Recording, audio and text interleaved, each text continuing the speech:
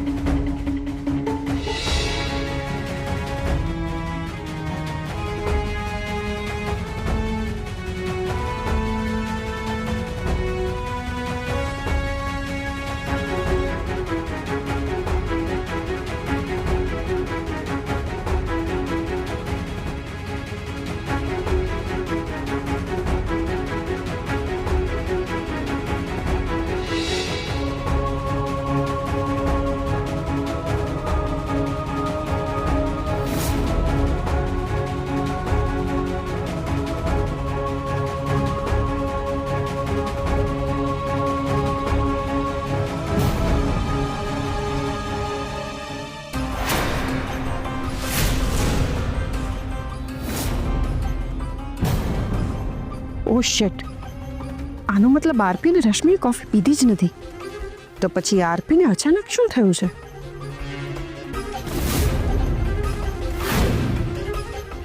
Doctor શું થયું છે આમને? બોલો ને, શું થયું છે? એમને હાર્ટ એટેક આવ્યો છે.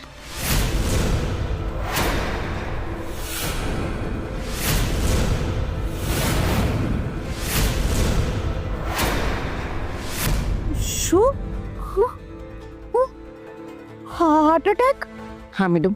પણ ડૉક્ટર, કેવી રીતે શક્ય છે? તો એકદમ ફિટ એન્ડ ફાઇન છે ડૉક્ટર. તેમને હાર્ટ એટેક કેવી રીતે આવી શકે? એમને કોઈ સ્ટ્રેસ હશે, તમારાથી છુપાવ્યો હશે.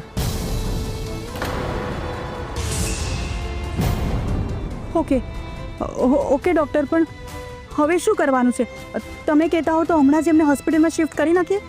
અત્યારે એની કોઈ જરૂર નથી લાગતી, પણ હા, જો વધારે કંઈ થાય તો એમને એડમિટ કરવા પડશે.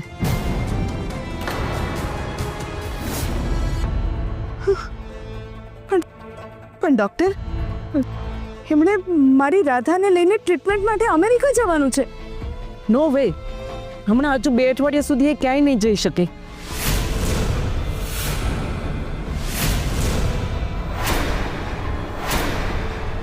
નહીં તો સ્ટ્રેસના લીધે એના હાર્ટ પર પ્રેશર આવશે. પછી એનું શું પરિણામ આવશે એ હું નથી કહી શકતી. સો પ્લીઝ મારી વાત માનો અને એમને અમેરિકા ન મોકલતા.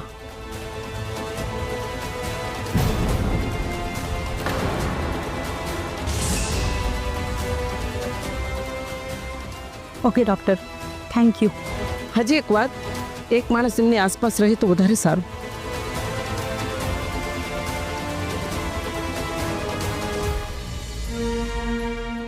ચલો જાઓ. Thank you doctor. શૌર્ય,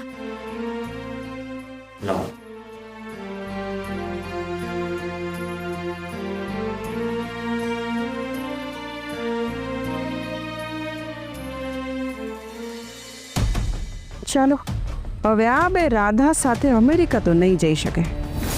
હવે રસ્તામાં એક જ કાંટો રહ્યો, ક્રિશ. મિસ્ટર ક્રિશ, મેં જે તમને પેકેજ આપ્યું છે એ આજની માર્કેટ કન્ડિશન પ્રમાણે બેસ્ટ જ છે. I know sir, I know very well. And sir, હું તમને પ્રોમિસ આપું છું કે આપણી કંપનીના ટાર્ગેટ પૂરા કરવા માટે હું દિવસ રાત મહેનત કરીશ. Excuse me.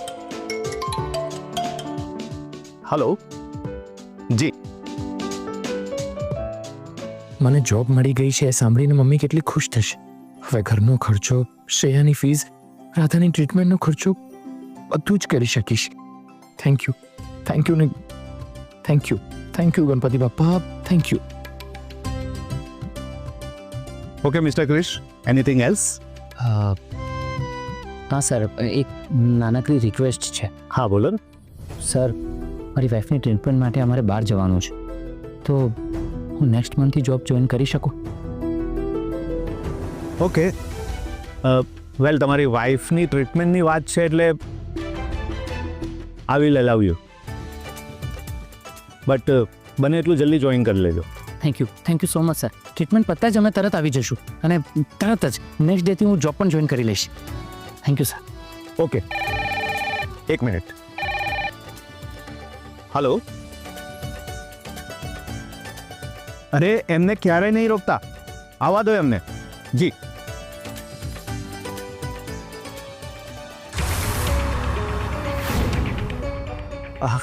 આવો madam, please have a seat. No it's okay. Madam, જેવું તમે તમારી બધી હોટલ્સનો કોન્ટ્રાક્ટ અમને આપ્યો ને, તેવું જ અમે અમારી કંપની માટે તમારું કામ એફિશિયન્ટલી કરી શકે ને એવા એમ્પ્લોયને એપોઇન્ટ કરી દીધા છે. ઓ સરસ, તમારું એક ટેન્શન દૂર થયું. તમને એક એલિજિબલ માણસ મળી ગયો. હે ભગવાન, આ શું થવા બેઠું છે? મેડમ, આ છે મિસ્ટર ક્રિશ, અને મિસ્ટર ક્રિશ આ છે MSB હોટેલ્સના માલિક મેડમ કિયારા.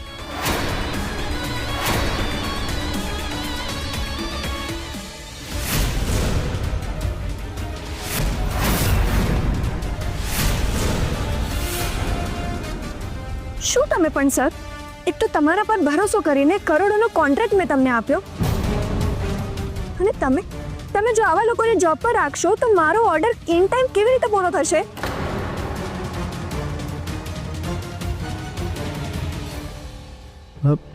મેડમ, હું કંઈ સમજ્યો નહીં. અરે, જે માણસ પોતાની કંપની ના સાચવી શક્યો એ માણસ તમારી કંપની કેવી રીતે સાચવશે? હા,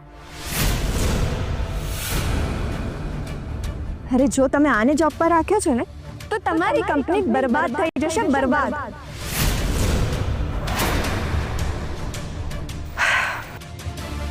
સી મિસ્ટર પટેલ, જો તમે આને જોબ પર રાખશો ને તો હું તમને ઓર્ડર નથી આપી શકતી. તમારી પાસે બે ઓપ્શન્સ છે, કાં તો પછી આને જોબ પર રાખો ઓર એલ્સ મારી સાથે બિઝનેસ કરો. The choice is yours.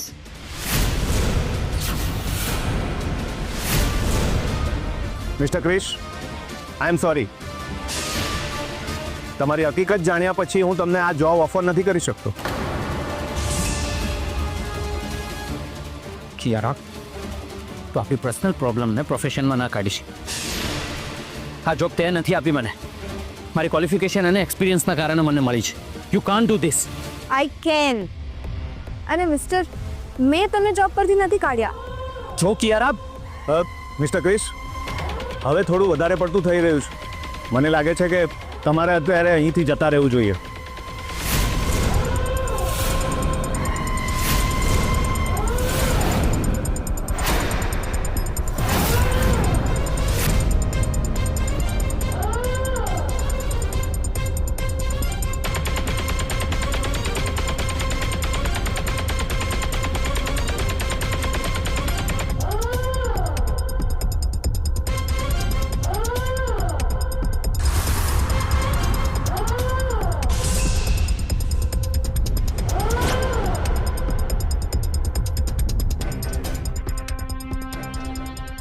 I am sorry madam, please.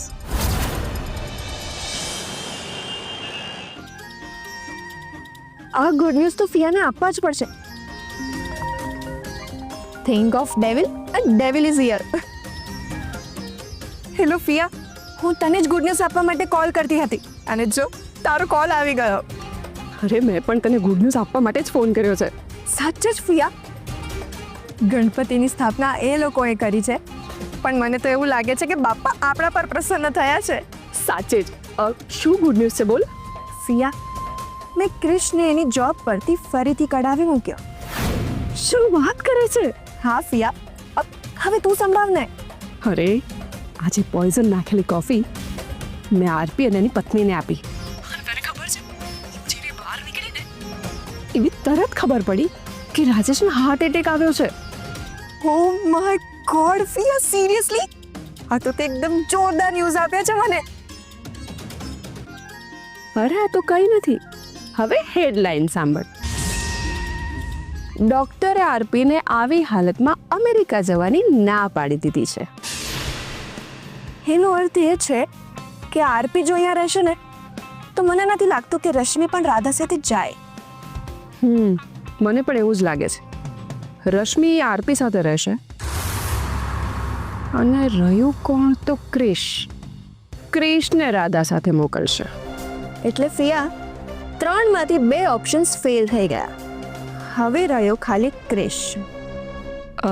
એક કામ કર, તું ગમે તે રીતે ક્રિશને રાધાને લઈ જતા રોક.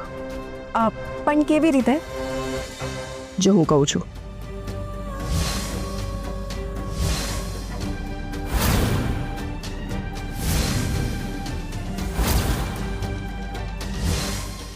સમજી? વાહ ફિયા, વેરી ગુડ આઈડિયા. સાચે કહું, આવા બધા આઈડિયા તો ફક્ત ને ફક્ત ડેવિલના જ મગજમાં આવી શકે. એક કામ કર, તું મિલીને મોકલી આપ. ઠીક છે, મોકલી આપું છું.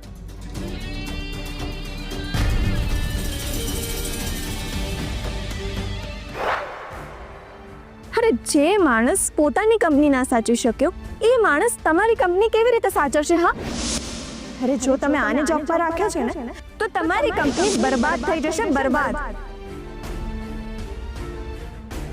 સી મિસ્ટર પટેલ, જો તમે આને જોબ પર રાખશો ને તો હું તમને ઓર્ડર નથી આપી શકતી. તમારી પાસે 2 ઓપ્શન્સ છે. કાં તો પછી આને જોબ પર રાખો ઓર એલ્સ મારી સાથે બિઝનેસ કરો. The choice is yours.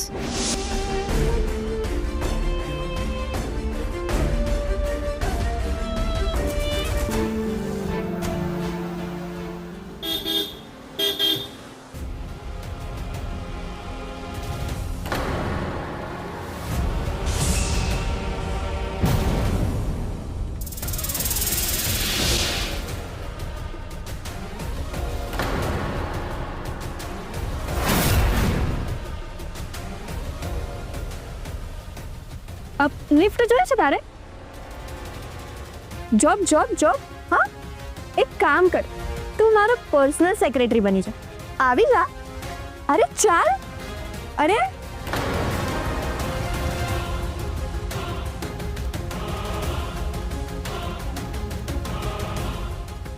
અરે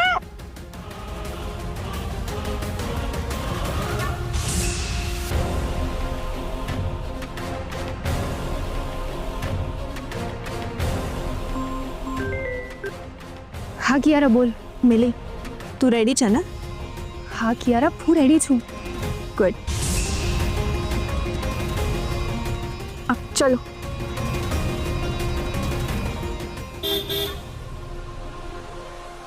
ચાલ.